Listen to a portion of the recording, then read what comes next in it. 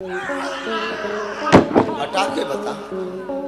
इतना बड़ा वाला बहादुर है ये हो तुम हैं? तो चैलेंज देगा, इतना बड़ा बहादुर है। बागेश्वर धाम की असली कहानी। दोस्तों, आजकल आपने इंटरनेट पर लंबे बालों वाले माथे पर चंदन लगाकर प्रवचन देने वाले शख्स के बारे में तो बहुत कुछ सुना होगा। आए दिन इनकी वीडियोस भी देखते होंगे, पर क्या आपको मालूम है कि ये कोई साधारण शख्स नहीं, बल्कि इनके ऊपर स्वयं बालाजी यानी कि हनुमान जी की कृपा है और उनके पास कुछ ऐसी दिव्य शक्तियां हैं जिसके बल पर ये लोगों के मन की बात उनके बिना बोले ही जान लेते हैं और उनकी समस्याओं को पहले ही कागज में लिख देते हैं। और आजकल तो ये भूत प्रेत भगाने के भी एक्सपर्ट बन गए हैं। दोस्तों, हम बात कर रहे हैं बागेश्वर धाम सरकार की, जिनकी जिंदगी चमत्कारों से भरी हुई है।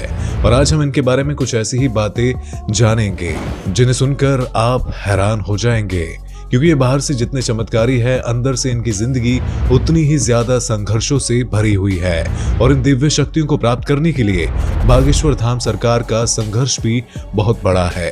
तो क्या है इनके जीवन की पूरी कहानी, इनका असली नाम क्या है और ये कहाँ के रहने वाले हैं, और सबसे अहम सवाल, इनके अदृश्य सेनापति का क्या चक्कर है। आज इन सभी चीजों पर चर्चा करेंगे। बस हमारे साथ इस वीडियो के बिल्कुल अंत तक बने रहे। दोस्तों, आजकल सोशल मीडिया पर फेमस होना कोई बड़ी बात नहीं है। कुछ लोग आंख मारकर फेमस हो जाते हैं, तो कुछ रेलवे स्टेशन के बाहर बैठकर गाना गाकर और रातों ही रात सोशल मीडिया पर स्टार बन जाते हैं। और कुछ लोग तो बिना कुछ किए ही फेमस होते जा रहे हैं।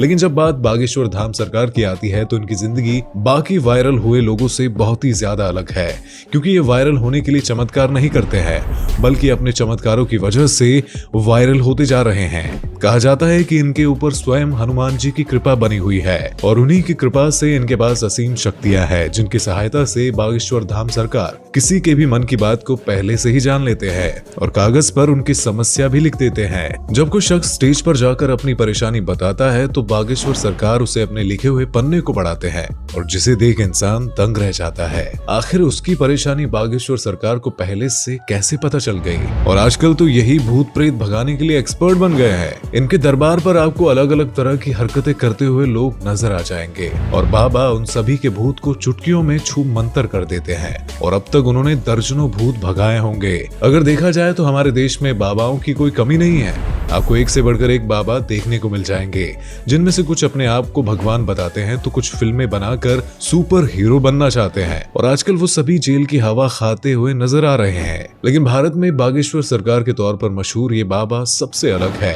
इनका असली नाम पंडित धीरेन्द्र कृष्ण शास्त्री है, लेकिन लोग इन्हें बागेश्वर धाम वाले महाराज या फिर बागेश्वर सरकार के तौर पर जानते हैं। पंडित धीरेन्द्र कृष्ण शास्त्री का जन्म 4 जुलाई 1996 को मध्य प्रदेश के छतरपुर जिले में एक छोटे से गांव गढ़ा में रहने वाले गरीब पंडित के परिवार में हुआ था। 2022 के हिसाब से देखा जाए तो अभी इनकी उम्र मात्र 26 साल है। लेकिन धीरेन्द्र कृष्ण शास्त्री अपने एक इंटरव्यू में बताते हैं कि वो जब मात्र 9 साल के थे तभी से इनका मन बालाजी महाराज की सेवा में लग गया था। इन्हें हनुमान जी की भक्ति के सिवा और कुछ भी समझ नहीं आता था। और इसी घटना के बारे में बताते हुए बागेश्वर सरकार ये भी बताते हैं कि हनुमान जी की साधना का उन पर ऐसा असर हुआ कि उनकी कृपा से धीरेन्द्र कुमार शास्त्री को कुछ ऐसी सिद्धियां प्राप्त हुई जो उन्हें दूसरे मनुष्य से अलग बनाती है।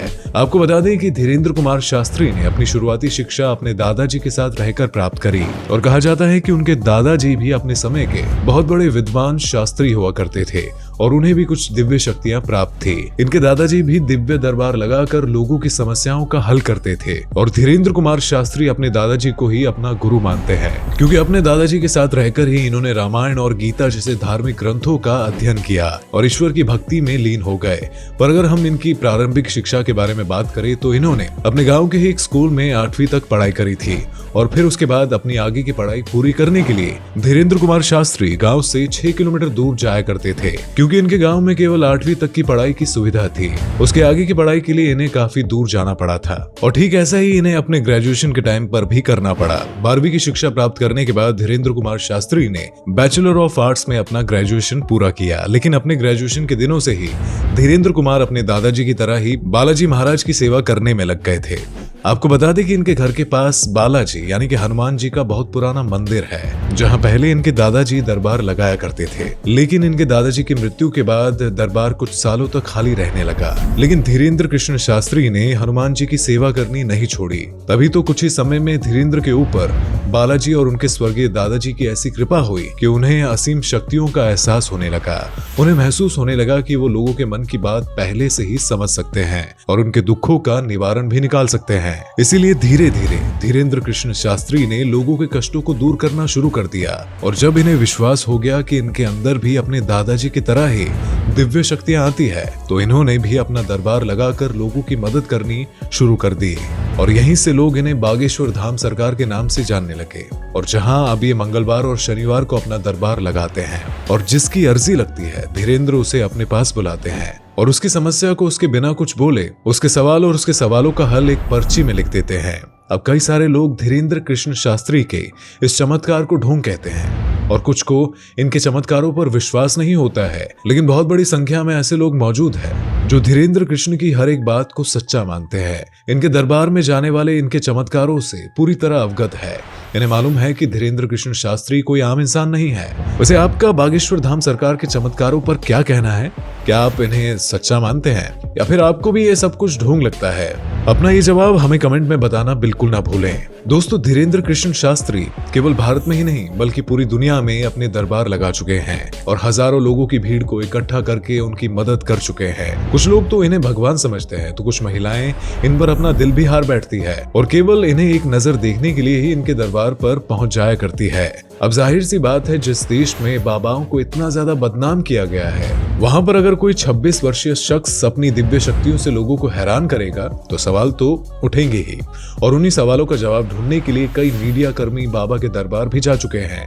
लेकिन वहां जाकर मीडिया वालों को ये बिल्कुल भी समझ में नहीं आया कि आखिर धीरेन्द्र कृष्ण शास्त्री कैसे लोगों के मन की बात जान लेते हैं। वैसे इनके बारे में एक बात ये भी मशहूर है कि इनका एक सेनापति भी है जो किसी को दिखाई नहीं देता है। वो सेनापति धीरेन्द्र कृष्ण शास्त्री को लोगों के भूत भगाने में सहायता करता है। अब इस बात में कितनी सच्चाई है ये तो हमें नहीं मालूम, लेकिन बागेश्वर धाम सरकार के भक्तों को ये बात पूरी तरह से सच लगती है और वो मानते हैं कि कहीं ना कहीं बाबा के पास ऐसी शक्तियां हैं जो उन्हें औरों से अलग बनाती है। वरना उनके दरबार पर इतने सारे लोगों की भीड़ कैसे लगती और कैसे वो बिना कुछ कहे ही लोगों के मन की बात जान लेते हैं। अब अगर हम धीरेन्द्र कुमार शास्त्री के परिवार की बात करें तो उनके परिवार में माता पिता के अलावा इनका छोटा भाई भी है और जहां इनके पिता का नाम है राम कृपाल गर्ग और वहीं इनकी माता का नाम सरोज गर्ग है।